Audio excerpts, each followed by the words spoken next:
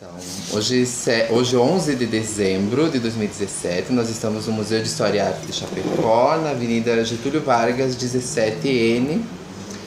Aqui nós vamos entrevistar hoje a professora Eli Belani.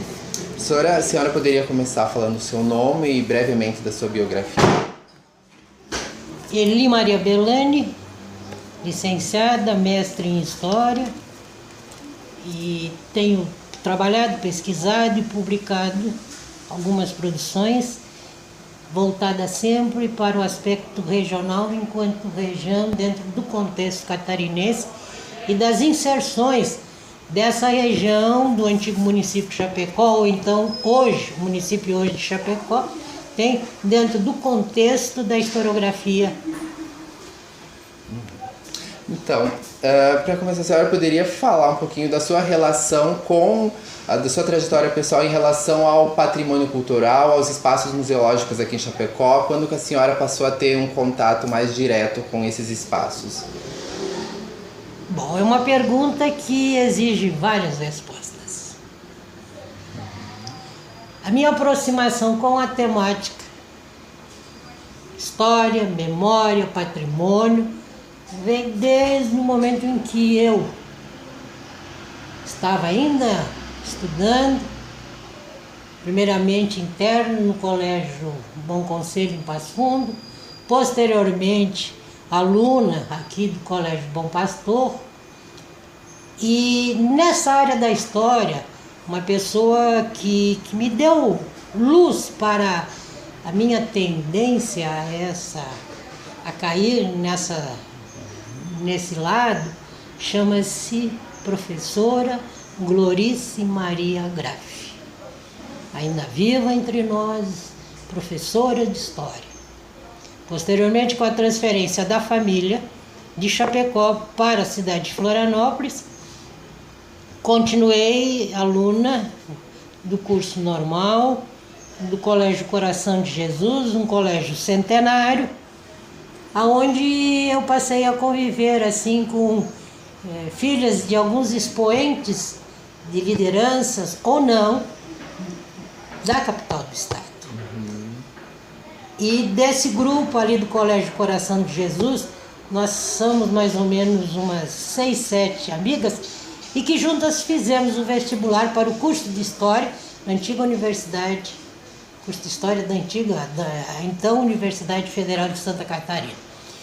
E nesse curso eu posso registrar que tive assim excelentes professores, considerados por muitos e que representam um significado assim muito importante naquilo que se pode chamar as obras, as produções clássicas da história, da geografia, da sociologia com relação a Santa Catarina. Citando algum deles, o antropólogo Silvio Coelho dos Santos, o Oswaldo Rodrigues Cabral, Walter Gomes, Jaldir Faustino da Silva, Oswaldina Cabral Gomes, Marli Meira,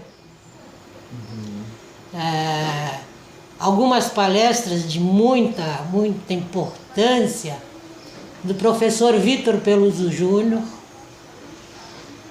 enfim, do professor Varken. E como que era durante a sua graduação o ensino de História do Oeste de Santa Pouca Catarina? coisa existia. Havia alguns indícios, por exemplo, nos escritos de Cabral existe alguma coisa. Nos escritos de Cabral do Piazza também.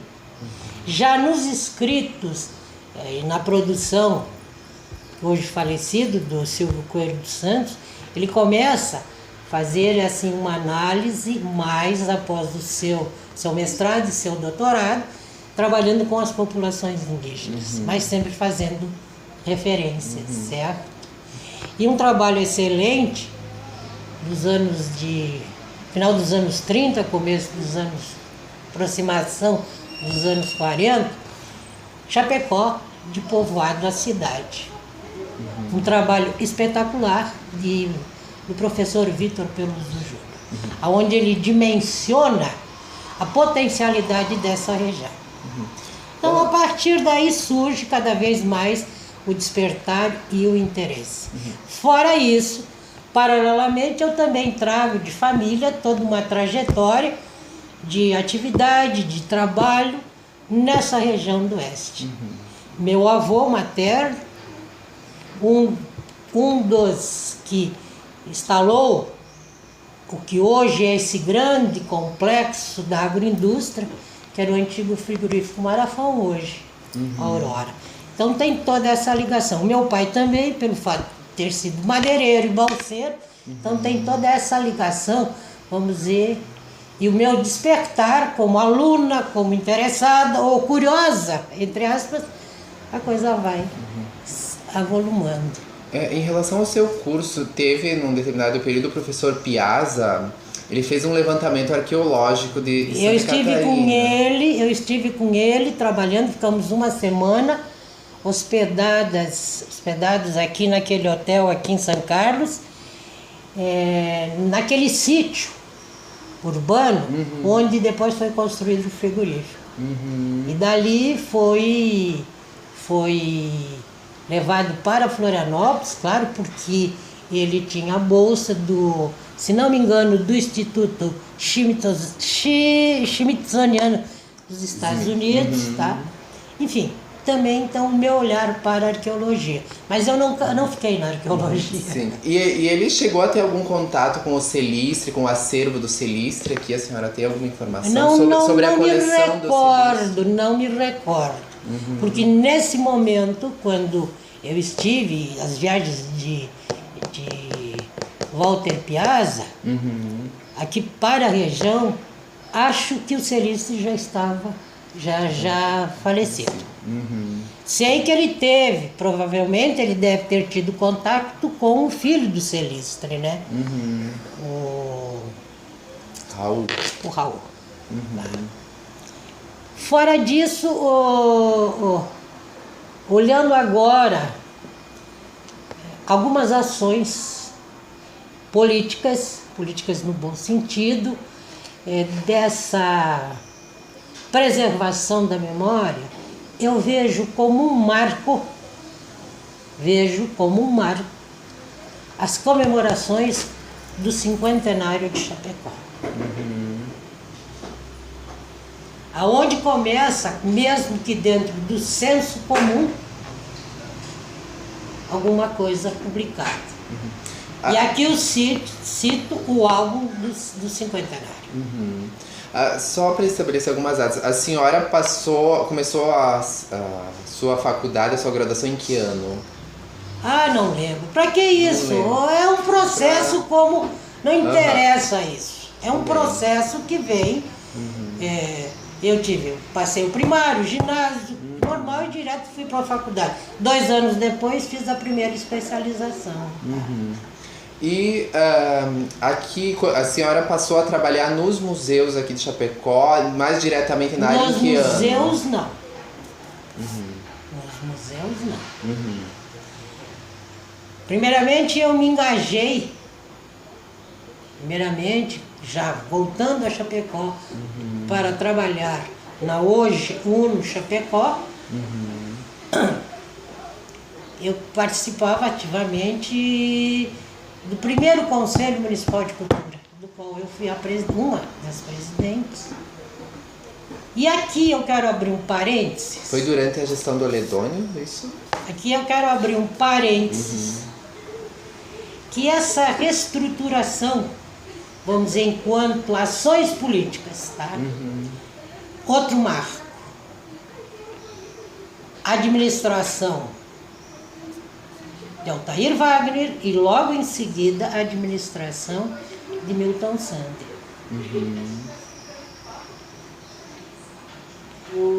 Sendo secretário da Educação na época do Wagner, professor Horacílio Costela, que tinha esse gosto, essa noção, até pela sua formação, certo?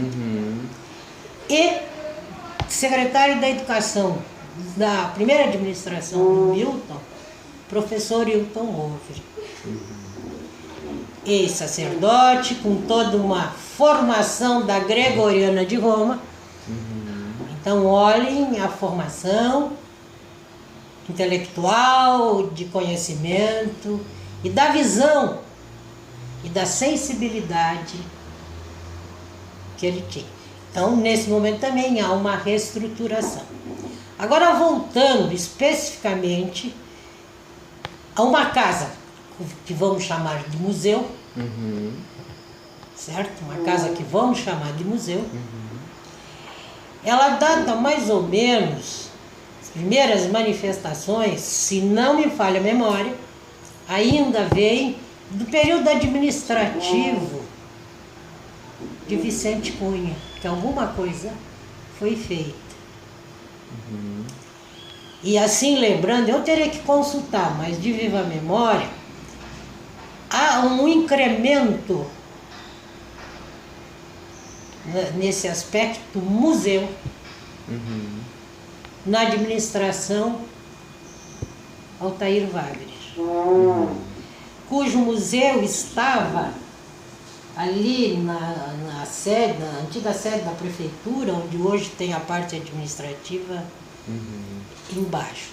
Lembrando que aquelas alturas, o acervo deixado, principalmente o acervo deixado na área mais do aspecto da cultura indígena de Cerício de Campos e outros documentos, né? Que quando seu falecimento acabou sendo levado para o Colégio Bom Pastor e de lá teve transferência, até que ficou então ali na prefeitura. Também na época do Wagner, ele assina um convênio e recebe de Fritz Palma uns quadros assim, com coleções de borboletas, que era a sua especialidade. E aquilo foi sendo levado de um lado para outro. Quando eu fui convidada pelo então prefeito Dilson Chequim, que tinha essa sensibilidade para essa temática, para essa área, depois de muita conversa, e aqueles quadros com as borboletas, elas precisavam ter todo um trabalho de limpeza, de conservação. E quem é que ia fazer isso? Acabou sendo então doado para, hoje no Chapecó, foi quando foi criado o curso de biologia, e que está lá. Que nem, não sei se hoje, se recebesse uma coleção dessa, haveria técnicos suficientes para fazer esse tipo de trabalho. A manutenção, a conservação, certo? E a partir daí, então, as coisas foram andando. Como mais tarde se criou o Museu Paulo de Siqueira, que eu acho que está na hora de ser reativado, porque o legado que ele tem de obras espalhadas não só na cidade, nas residências, é importante, e acho que o poder público deveria fazer um mapeamento, independente de qualquer coisa, até porque existem funcionários no setor competente para fazer isso.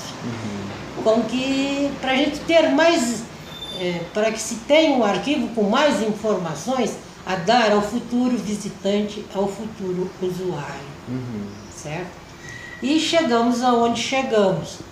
Quer dizer que hoje o museu, que foi denominado Cerício de Campos, ele foi substituído com o nome de Museu de História e de Arte. Hoje se mantém os dois museus, o Museu Antônio Cerício de Campos e o Museu de História e Arte, que foi criado em 2009. Qual é a diferença que a atual administração faz entre onde é que está o Museu Cerício de Campos? Os dois se localizam nesse espaço aqui. Aí, para essa exposição do centenário, a gente acabou juntando as duas coleções. Essa aqui foi a... Então existe aqui nesse prédio dois museus. Isso. Quer dizer, o do Museu Celício de Campos é mais uma história passada. Ele tem um foco mais na questão indígena, a partir da coleção do Celício. Correto, a partir da coleção do Celício. E o museu, que tem muita gente que não está entendendo e não está muito bem explicado. É o Museu Celício de Campos? Ou é o museu... Entendi. Não tenho nada, nem como. Mas é uma coisa que a política cultural da administração tem que deixar bem claro. Tem que deixar bem claro. E falando do Celício, a senhora teve algum contato talvez com a coleção quando ela estava no Bom Pastor? Tive como na casa dele também. Quando aluna nós fomos uma ocasião visitar, né? E como é que ela estava organizada? Como é que ela, tanto na casa dele e depois no Bom Pastor? Colocada. Ele era um colecionador, ele conhecia outras coleções? Eu não sei te dizer. Mas que ele tinha essa sensibilidade, até porque toda a formação de Celistre é positivista. Então tem esse lado das humanidades, né? E quando estava no Bom Pastor, como é que ele estava organizado? Eu não sei, porque aí depois eu fui morar em Florianópolis. Estava, como eu disse, no Bom Pastor, estava lá, guardado, guardado. Vocês mas tinham não acesso? dentro. Tínhamos, eventualmente tínhamos, depende das atividades. Mas não como uma organização de um acervo do que deve ser um museu, certo? Até porque não tinha quem fizesse, certo? Oxalá que foi guardado. Quer dizer, a congregação das irmãs receberam e guardaram. Está aí hoje alguma coisa, porque muita coisa se perdeu, papéis se deterioraram, outras coisas sumiram. A senhora também, em um determinado período, foi diretora de patrimônio histórico aqui em Chapecó. Que período que foi? Foi no período do Dilson. Chequi. Os 4 anos do Dilson. Como é que estava a área antes da sua chegada e como é que quais foram os trabalhos desenvolvidos durante a sua gestão? Foram mais de conservar e de organizar e de mapear. Ele estava localizado lá, onde que era? Na antiga residência do Coronel Bertazzi. Castelinho. Eu não chamaria de Castelinho, quer dizer, convencionou-se Castelinho, mas na residência, né, da família Bertazzi, na parte de baixo. Enfim. Qual era a equipe, quantos funcionários tinham e como é que eles chegavam até a... Acontece naquele momento, pertencia ao patrimônio, a biblioteca. Então lá funcionava a biblioteca e funcionava a parte de baixo do museu. Em cima era a biblioteca. A senhora era responsável pelos ambos os espaços. Claro, foi isso que foi... Dilson foi eleito nos anos 90, então nós já estamos há 20 anos atrás, né? Até a população de Chapecó já era significativo para o contexto da época. Hoje a coisa triplicou, né? Certo? Sim.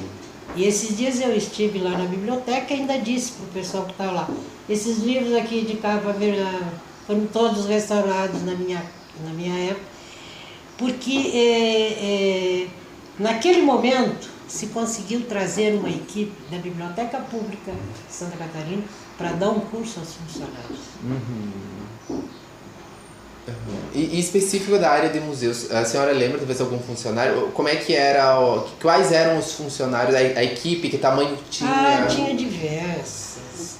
O Ciro Sosnowski que era um. A Mana, a Rosa. Enfim, eram a maioria, eu diria assim, professoras, né, ou funcionárias da prefeitura. A Salete, que no meu momento fazia o curso de pedagogia. Eles eram... e como que eles chegavam até o museu? Como você chegou até aqui? Você é funcionário concursado, não é? Professor.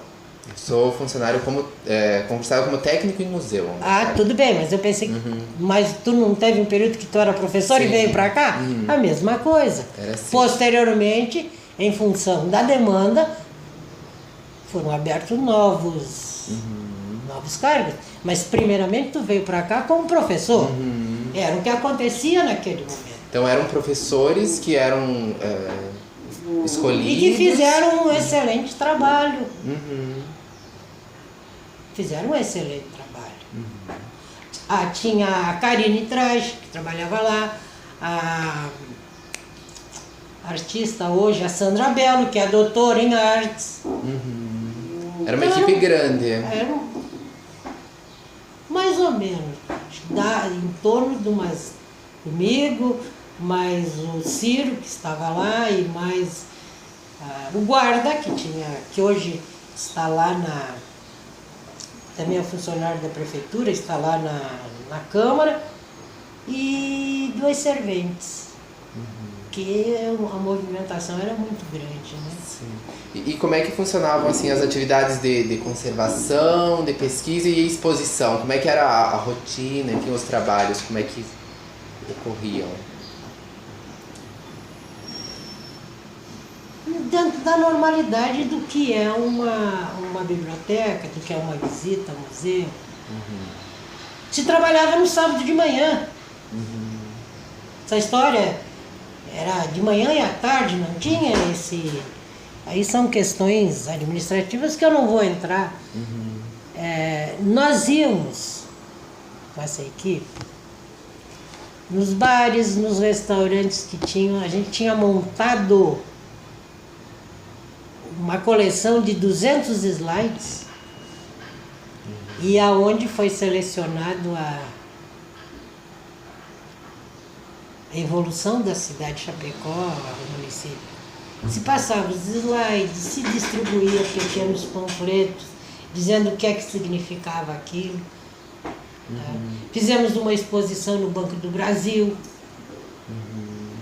com documentos que posteriormente que estavam lá, que em função da nova administração acabou fazendo convênio com o SEON. Estão lá os documentos.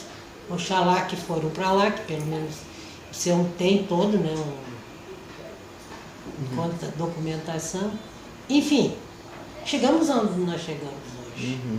Durante a sua gestão, a senhora também separou alguma documentação do arquivo público, a questão de eleitoral? Separar, mas não foi possível. Do eleitoral que tu estás falando é outro... Outro momento. É outro momento, que não era nada de arquivo, que não estava lá no arquivo público, que não estava lá, nada lá no arquivo público. Quando eu fui chamada no gabinete do prefeito Dilson. Dilson disse assim, Eli, vamos até as garagens da prefeitura. Vamos. O que é que tem lá? Disse, tu vai ver. Nós chegamos lá, porque quando foi construído fórum, que antigamente o fórum funcionava onde hoje é a Secretaria de Educação, que foi construída ali naquela rua, na esquina, e que posteriormente foi lá. Haviam lá umas, não sei precisar, mas mais de 40 caixas de madeira, com tampa e no meio um retângulo. Eram as urnas de quando havia eleições.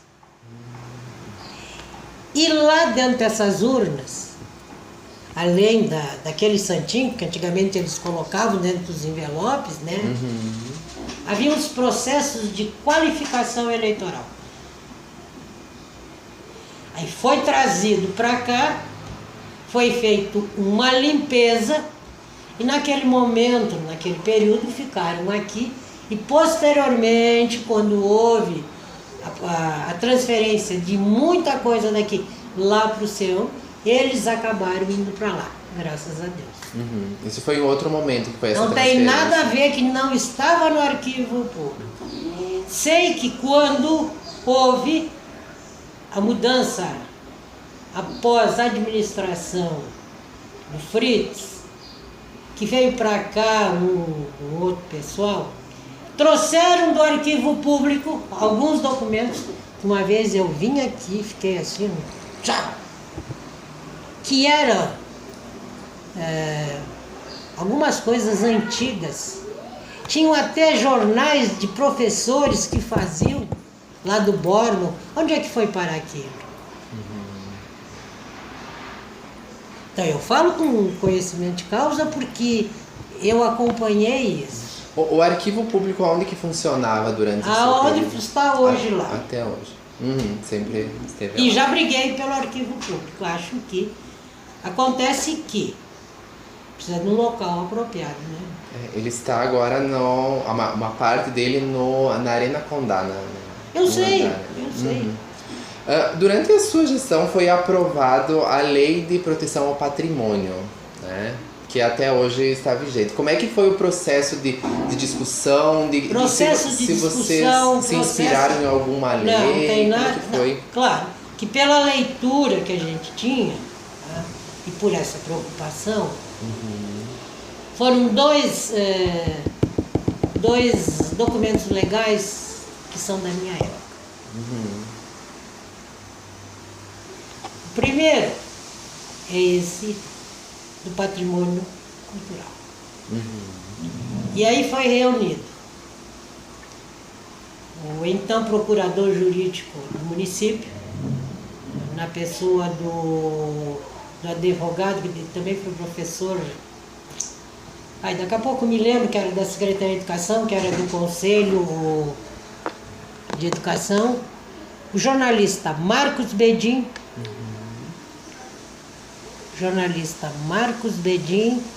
que já não está mais entre nós, mas que fazia parte, que era um apaixonado pelas coisas históricas, o Velci Canals. E sentamos e começamos então a fazer essa documentação, porque não existia. E teve gente que só posteriormente, 10 anos depois, foi tomar conhecimento, que a Câmara aprovou. Nesse meio tempo, o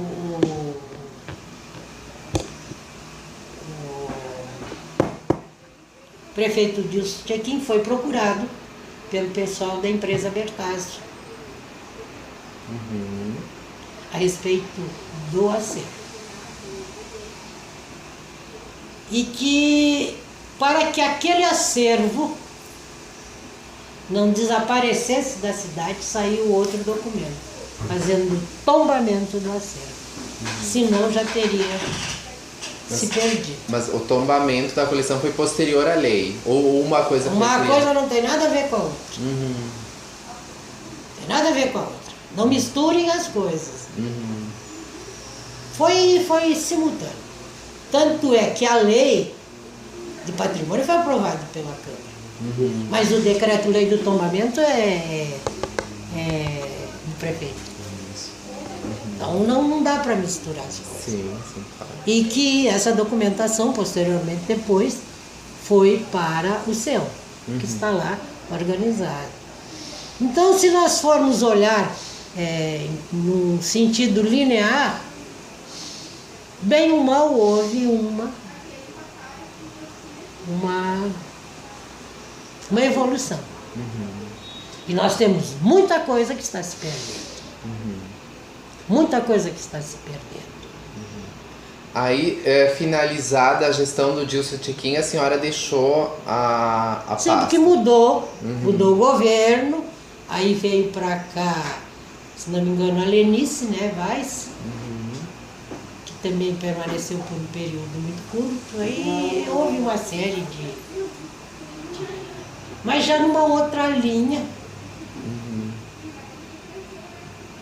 mas conservando ainda o sentido de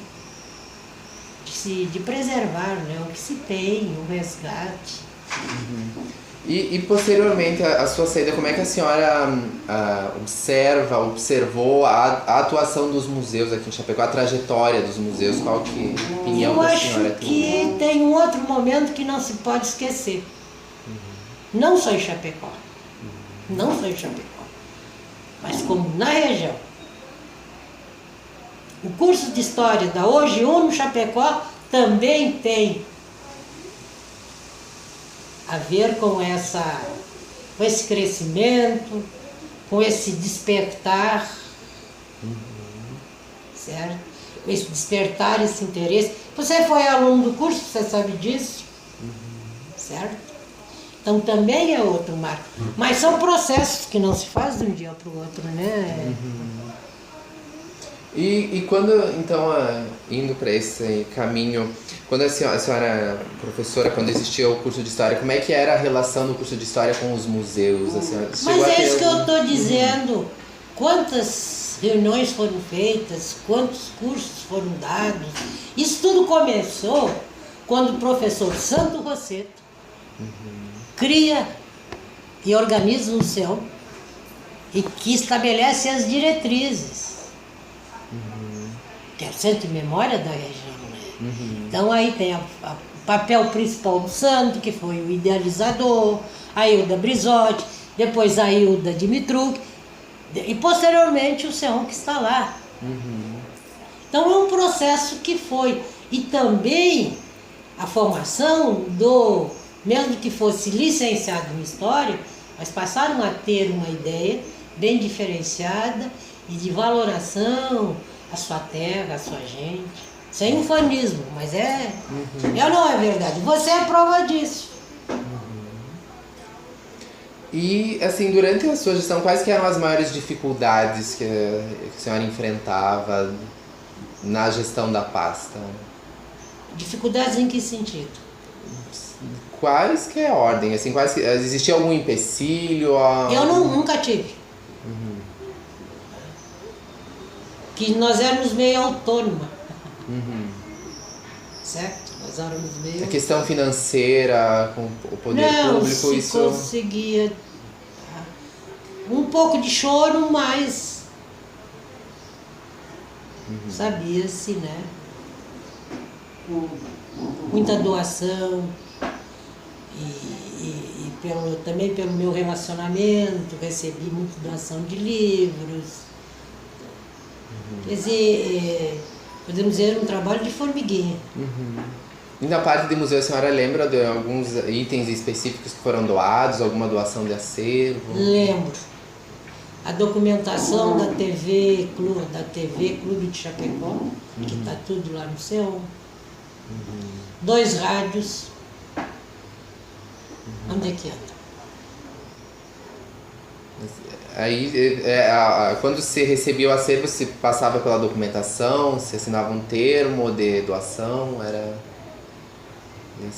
nesse sentido. Fizemos muitas entrevistas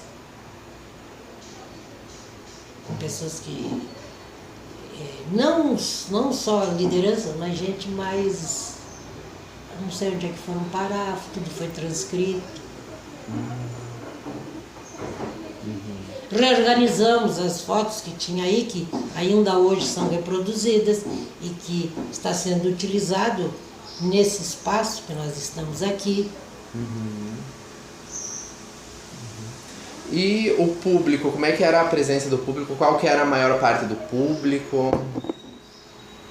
Mais estudantes, né? Como acontece hoje. O público espontâneo era em menor número. Eu não sei dizer. Você saberia me dizer qual é o número do público espontâneo hoje, aqui? Sabe me dizer? Consegue. Consegue, mas vai ter que fazer o levantamento. Sim. Mas tu não sabe. Mas muita gente de fora. Havia um livro lá que eles deixavam as suas impressões. Também não sei onde é que foi parar. E posteriormente, então, a sua saída, a sua relação com a área museológica foi mais através do curso mesmo, assim, do curso de história. Que curso? Do curso de história. Não, eu acho que com relação... Eu não sou museóloga, não trabalho no museu, apenas uma apreciadora do que está... e uma observadora do que está acontecendo nesse sentido de como as coisas vêm evoluindo na cidade. E assim, na época, a senhora lembra como é que estava organizada as exposições, como é que era o funcionamento, o que estava exposto no... O que vocês têm aqui, meu filho, hoje, porque não sei o que, nos últimos 10 anos, o que é que chegou de acervo aqui. Diferente daquele. Chegaram algumas coisas, assim. Era a coleção do Silistra, a colonização... Algumas coisas doadas pelos herdeiros do Coronel Bertazzi. Tinha coisa que era do Bertazzi, tinha coisa que não era. Agora eu gostaria de deixar à vontade para a senhora, quiser deixar mais alguma mensagem, algum registro, fica a seu critério. Eu acho que 100 anos se passaram do momento em que é criado o município. Anterior a 1917, muita coisa que é mais aspecto arqueológico hoje, ou nós já estamos hoje na 5ª e 6ª geração de quem estava aqui naquele momento, mas tem muita coisa ainda a ser resgatada. Como nesse 100 anos, muita coisa ainda precisa vir a descoberta. Nós temos que ter projetos mais arrojados no sentido de fazer com que a população entenda, porque muita coisa, em algumas escolas, aqui eu não estou falando nem na escola A, nem na escola B. Então, no famosa semana do aniversário do município, os professores pediam para os alunos trazerem uma porção de coisa e as coisas não eram devolvidas. Umas sim, outras não. Aliás, eu sempre fui contra, eu acho que isso não... Mas mesmo assim, há um acervo, muita coisa espalhada por aí.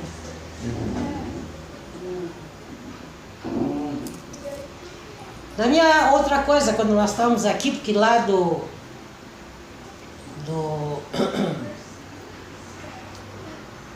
da casa do coronel, a gente veio pra cá, né? Biblioteca, que só posteriormente mudou, veio tudo pra cá. Foi uma semana de mudança, de limpeza, E aqui um dos trabalhos, eu me lembro, a mesa está aí ainda, aquela mesa de madeira. Aquela mesa era a mesa da Câmara de Vereadores. E ela estava assim bastante...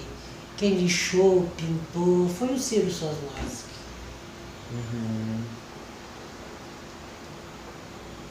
Então, durante a sua gestão, do Castelinho mudou para cá? Viemos para cá. Por que ocorreu a mudança? Não sei, aí ação administrativa, né? Lá pagava-se aluguel, enfim, eu não sei, não... Tem algumas coisas nessa parte de instalação, da onde irão funcionar as repartições públicas, não compete ao diretor do museu, nem ao diretor da biblioteca, nem, certo? É uma ação política mais ampla, né? E espero que a equipe que está aí, e que hoje nós temos uma Secretaria de Cultura, onde existem técnicos de nível superior, e que nós temos que rever alguns projetos dessa recuperação de acervos. Eu sei que não é fácil. Sei que não é fácil. Enfim. E a sensibilidade. Quais áreas que a senhora considera mais importantes? Em que sentido que eu não deveria vejo diferença. Aquilo que representa o registro, o resgate, um patrimônio, não tem diferença. O que vai diferenciar são os projetos específicos, né? Isso. Mais alguma questão? Nenhuma. Então eu agradeço. Agora eu quero ouvir uma parte, né? Ficamos por aqui.